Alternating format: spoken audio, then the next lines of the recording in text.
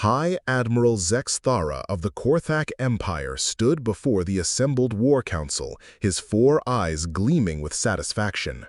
The holographic display showed Earth, a small blue marble spinning lazily in the void. "The humans have grown too bold," he declared, his voice echoing through the crystalline chamber.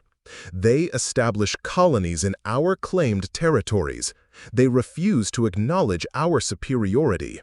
It is time to remind them of their place." Elder Mordoon, ancient even by Korthak standards, slowly raised his weathered head. His voice was barely a whisper, but it carried the weight of millennia. "Young Admiral, there is one rule about humanity that has kept peace in this galaxy for 3 centuries. Never challenge them." Zexthara's mandibles clicked in amusement. "Elder, with respect, your age shows. These humans are a young species, barely out of their Stone Age when we first encountered them. Their technology is primitive, their ships few. We have studied them for generations." "Have you?" Mordoon asked quietly. "Have you studied their history? Do you know what they call the period before they reached the stars?" The War Council shifted uncomfortably. Several younger officers exchanged glances, their confidence wavering under the Elder's steady gaze. "Enlighten us," Zexthara said, though his tone suggested he found the conversation tiresome.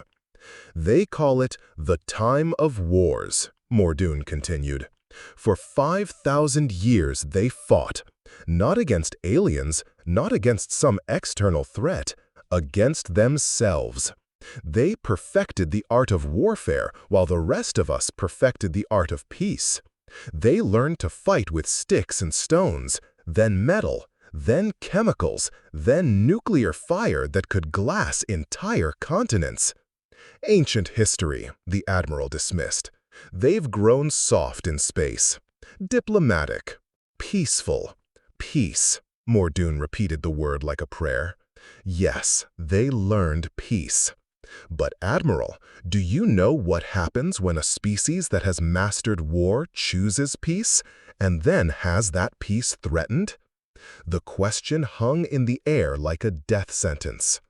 3 months later, the first Korthak battle fleet arrived at the edge of human space. Admiral Zexthara commanded from his flagship, the Eternal Dominion, a vessel the size of a small moon, bristling with weapons that had conquered a dozen worlds. The human response was unusual. A single ship approached under a white flag, their ancient symbol of parley. It was small, barely the size of a Korthak shuttle. When it hailed them, a female voice came through, calm and measured. "This is Captain Sarah Chen of the UES Olive Branch. I'm here to deliver a message from the United Earth Council." "Speak your surrender terms, human," Zexthara commanded. "We don't wish to fight," Captain Chen said simply. "But if you insist on war, we want you to understand what you're choosing. Please review the data packet we're transmitting." The Korthak panelists barely glanced at the files before laughing. Military production statistics, resource allocation charts, population distributions, nothing they hadn't already calculated. "Your industrial capacity is barely sufficient for self-defense," Zexthara replied. "Surrender now, and we will be merciful." There was a long pause before Captain Chen responded. "Admiral, you looked at our current production numbers. Did you look at our historical maximums?" Something cold crawled up Zexthara's spine. "What do you mean?" "During our global conflicts, humanity produced 650,000 military aircraft in 4 years. We built 2,700 Liberty ships in the same period. We manufactured 4 million tons of ammunition annually. And, Admiral," her voice carried a note of sadness, That was with 1940s technology and a population of 2 billion. We now have 12 billion humans across 400 worlds, with technology your own scientists classified as surprisingly adaptive. The transmission ended.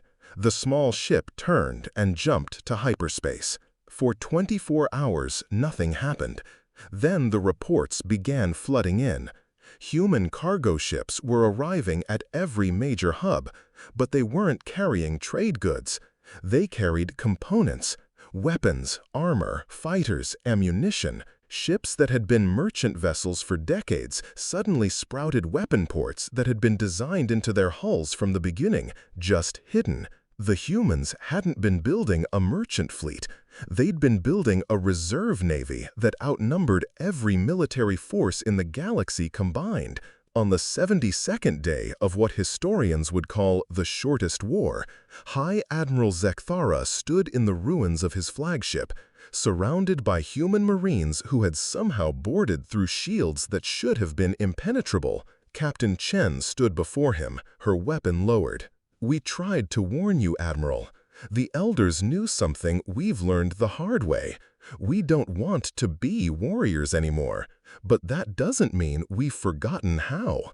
As Zekthara was led away, he finally understood why the Elders had only one rule about humanity.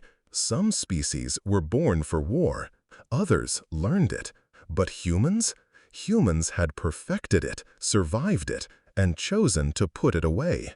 That made them the most dangerous species in the galaxy.